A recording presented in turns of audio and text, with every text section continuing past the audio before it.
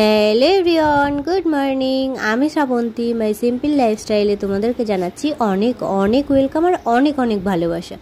নতুন দিন, নতুন সকাল, নতুন একটা ব্লগের শুরুতেই তোমাদেরকে গুড মর্নিংটা জানিয়েই দিলাম। আমি কিন্তু এখন চলে এসেছি সকাল সকাল জামা কাপড়গুলো গোছাতে। আসলে আগেও কিছুটা কাজ করে নিয়েছি, ঠিক আছে, তারপরে ব্লগটা স্টার্ট করলাম। আর আজ যেহেতু রবিবার, সেহেতু এই জামা কাপড় কটা কিন্তু কালকে রাত্রে গোছানোর কথা ছিল আমার, কিন্তু কালকের ব্লগেই আমি সেই মতোই বলেছি যে ওকে পরিয়ে রাত্রে জামা কাপড় কটা গুছিয়ে রাখবো।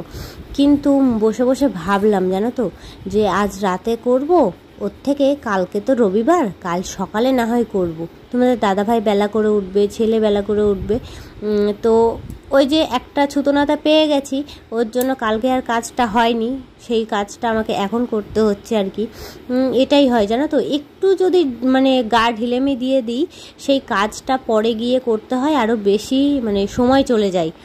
তো যাই হোক, কিছু করতে তো আমাকে হবেই, বলো। তো আজ যেহেতু রবিবার, সবাই বাড়ি, মানে সবাই বাড়ি বলতে সকাল থেকে রাত পর্যন্ত সবাই বাড়ি। ছেলের স্কুল পড়া কিচ্ছু থাকে না রবিবারের দিনে, তোমাদের দাদাভাইও বাড়ি থাকে। আর আমার কথা কি বলবো, আমার কাজ তো দ্বিগুণ হয়ে যায়। তো যাই হোক, কিছু তো করার নেই, তাদেরও তো একটা দিন ছুটির দরকার। আর আমাদের কোনো ছুটি হয় না, জানো তো, বাড়ির বউদের অ্যাকচুয়ালি কোনো দিনই ছুটি হয় না। যারা কাজবাজ করে তাদের তবুও রবিবার দিন সপ্তাহে একটা দিন একটু ছুটি হয়, বাট বাড়ির বউদের কোনো দিনই ছুটি হয় না। রোজ সকাল সকাল ওঠো, রোজ কাজকর্ম করো, রান্না বান্না করো, ছেলেকে সামলাও, ছেলেকে নিয়ে স্কুল যাও, রোজকার একই নিয়ম মাফিক রোজকার দিন চলতেই থাকে। তো কিছু তো করার নেই, তাই না বলো। তো যাই হোক, বাইরে জামা কাপড় কটা মেলে দিলাম, যে কটা ভিজে ছিল আর কি। আর ওদিকে জামা কাপড় কিন্তু সবটা গোছানো হয়ে গেছে। আর এদিকে ছেলের রোজকার সকালবেলার কাজ হচ্ছে মাছেদের খাবার দেওয়া। ও সকালবেলা উঠেই এই কাজটা করবেই, মাছেদের খাবার দিয়ে দেবে। আমি দিই না, ও রোজ যেহেতু দেয় সেহেতু আমি আর দিই না। আগের দিনকে মাছের জলটা পাল্টে দিয়েছিলাম, তো মাছের ইয়েটা না বেশ দারুণ লাগছে, বেশ পরিষ্কার পরিষ্কার লাগছে, কাজটাকেও একটু মেজে দিয়েছিলাম। তো এইদিকে দেখো, বাসন কোসন পড়ে রয়েছে, এখন আমি বাসন কোসন মাজতে যাবো আর কি। ওদিকে ঘর বারান্দা ঝাড় দিয়ে সমস্ত কিছু হয়ে গেছে, জাস্ট এই গ্যাসের এখানটা পরিষ্কার করব, আর এই বাসন কটা মাজলেই সকালের বাসি কাজকর্ম কমপ্লিট হয়ে যাবে। তো সকালের বাসি কাজকর্ম সেরে, বাসি ড্রেস চেঞ্জ করে, চাটা করে, খাওয়া দাওয়া করে, তারপরে বসেছি ছেলেকে নিয়ে ড্রয়িং করাতে।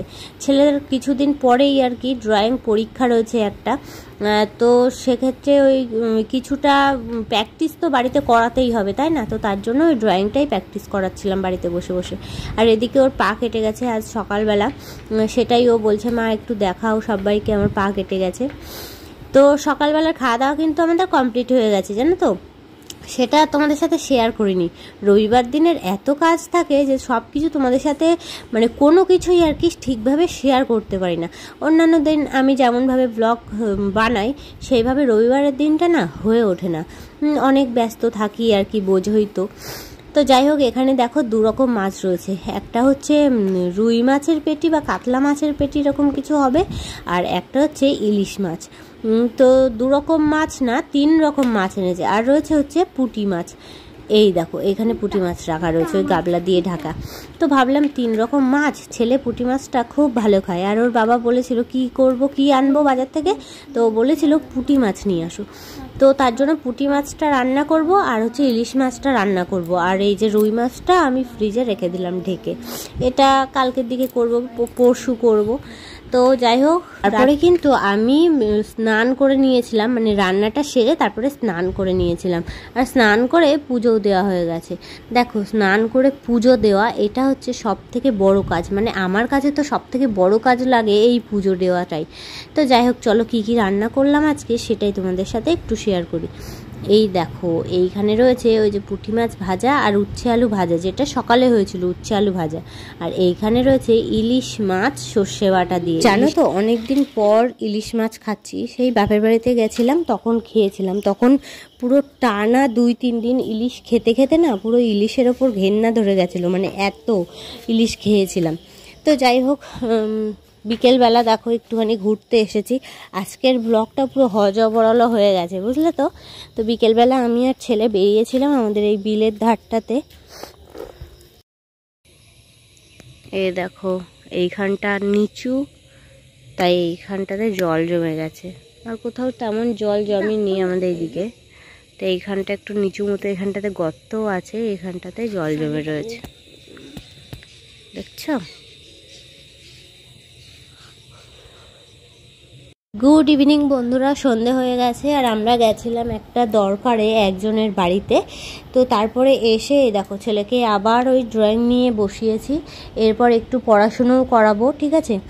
তো চলো একটু ব্যাক ক্যামেরায় দেখাই ও কেমন কি করেছে। এই দেখো, দেখছো রং করছে, তো দেখো রং করার স্টাইল দেখো, তোমরা কি এইভাবে রং করো কেউ?